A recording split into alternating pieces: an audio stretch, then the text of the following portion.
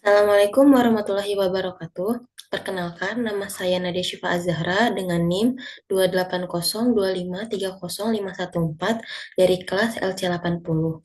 Di sini saya akan mempresentasikan jawaban dari pertanyaan yang ada pada GSLC untuk sesi 17 sampai 18 mengenai social computing untuk matkul Information System Management, Strategy and Acquisitions. Ada apa aja tools di web 2.0? Yang pertama ada tagging. Tagging itu adalah kata kunci atau istilah yang menggambarkan suatu informasi, misalnya blog, gambar, artikel, atau klip video. Yang kedua ada RSS atau Release Simple Syndication. Fitur web 2.0 yang memungkinkan Anda menerima informasi yang diinginkan atau informasi yang dipersonalisasi kapanpun tanpa perlu menjelajahi ribuan situs web. Yang ketiga ada blog and blogging, yaitu situs web pribadi yang terbuka untuk umum, tempat pembuat situs menyampaikan perasaan atau pendapat mereka. Yang keempat ada wikis, yaitu sistem manajemen informasi kolaboratif yang memungkinkan banyak orang bekerja sama pada satu dokumen online. Yang kelima ada mashup, yaitu situs web yang mengambil konten dari sejumlah situs web lain dan menggabungkannya untuk menciptakan jenis konten baru. Yang terakhir ada microblogging, bentuk blogging dengan batasan karakter atau konten pendek. Ada apa aja types dari web 2.0? Yang pertama ada social networking sites, yaitu social networking sites memungkinkan pengguna menggugah konten ke web dalam bentuk teks, suara, gambar, dan video. Platform seperti Facebook, Instagram, dan LinkedIn membantu orang terhubung, berbagi konten, dan berkomunikasi secara global. Yang kedua ada Enterprise Social Networks, platform internal untuk kolaborasi di dalam organisasi. Misalnya seperti Microsoft Teams yang membantu karyawan berkomunikasi, berbagi ide, dan menyelesaikan tugas secara kolaboratif dalam suatu perusahaan. Apa saja benefit dari social commerce untuk companies? Yang pertama, ada peningkatan keterlibatan pelanggan. Jadi, social commerce memungkinkan interaksi lebih personal antara perusahaan dan pelanggan, sehingga membangun loyalitas merek dan kepercayaan. Yang kedua, ada tingkat konversi yang lebih tinggi. Dengan pengalaman belanja yang mulus di platform media sosial, pelanggan lebih cenderung melakukan pembelian impulsif. Proses pembelian yang sederhana mengurangi hambatan dan meningkatkan peluang konversi. Yang ketiga ada pemasaran hemat biaya. Media sosial menawarkan cara yang efektif untuk menjangkau audiens yang tersegmentasi dengan biaya lebih rendah dibandingkan metode pemasaran tradisional. Ini memungkinkan perusahaan untuk memaksimalkan anggaran pemasaran merek atau brand.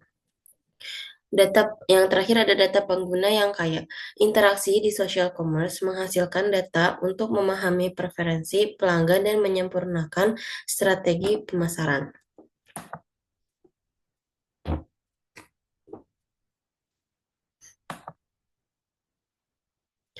Lalu selanjutnya ada resiko dari social commerce untuk companies. Yang pertama, ketergantungan pada platform.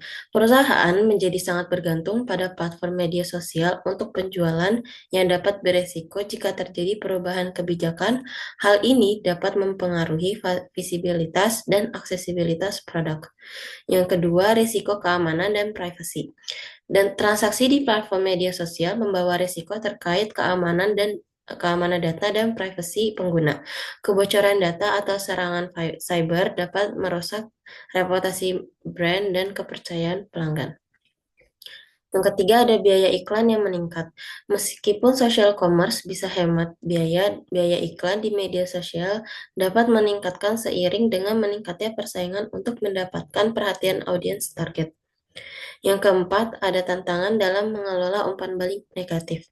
Media sosial memungkinkan pelanggan untuk memberikan umpan balik secara terbuka, termasuk kritik negatif. Jika tidak dikelola dengan baik, hal ini dapat berdampak buruk pada citra merek penjualan. Lalu, metode yang bisa digunakan untuk shopping socially. Yang pertama ada ratings, review, and recommendations. Pembeli mengandalkan peringkat dan ulasan untuk menentukan merek yang akan dibeli, vendor yang dipilih, dan harga yang sesuai. Rekomendasi dari pengguna lain juga sangat mempengaruhi keputusan pembelian. Yang kedua ada group shoppings. Metode ini melibatkan penawaran diskon besar atau promosi khusus dalam jangka waktu terbatas atau sering disebut dengan flash sale. Penawaran ini didorong oleh kekuatan pembelian kolektif dari kelompok pembeli.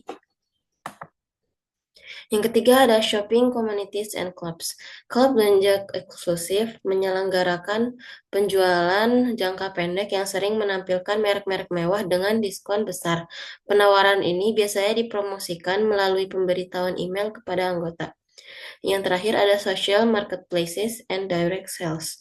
Pasar sosial berperan sebagai perantara yang memanfaatkan jaringan sosial untuk membeli dan menjual produk.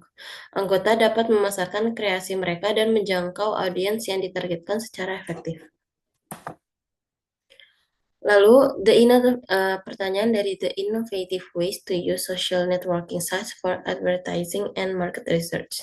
Social networks digunakan untuk targeted advertising dengan memanfaatkan data pengguna seperti minat dan demografi sehingga iklan lebih relevan.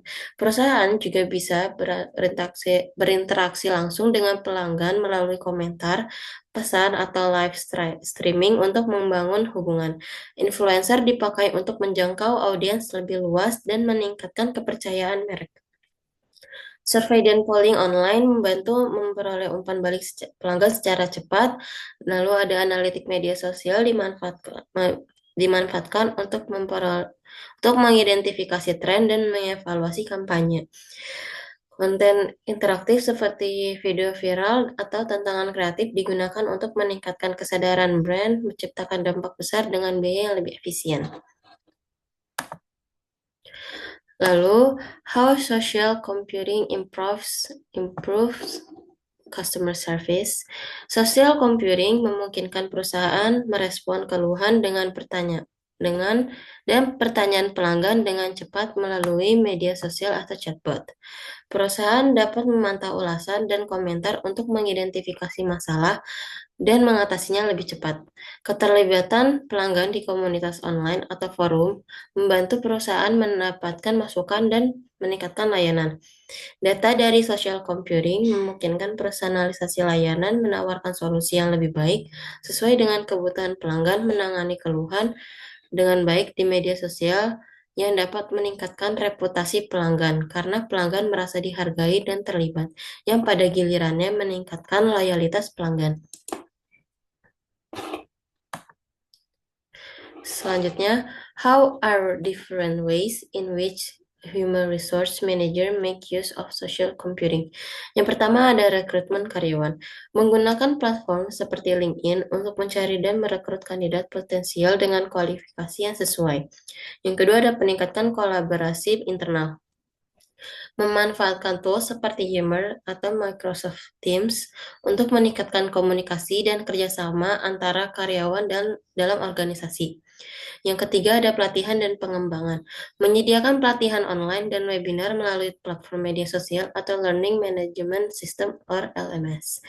Meningkatkan keterlibatan karyawan, yaitu melibatkan karyawan dalam diskusi atau inisiatif perusahaan melalui komunitas internal untuk meningkatkan loyalitas dan motivasi. Sekian dari saya, terima kasih telah menonton video saya. Wassalamualaikum warahmatullahi wabarakatuh.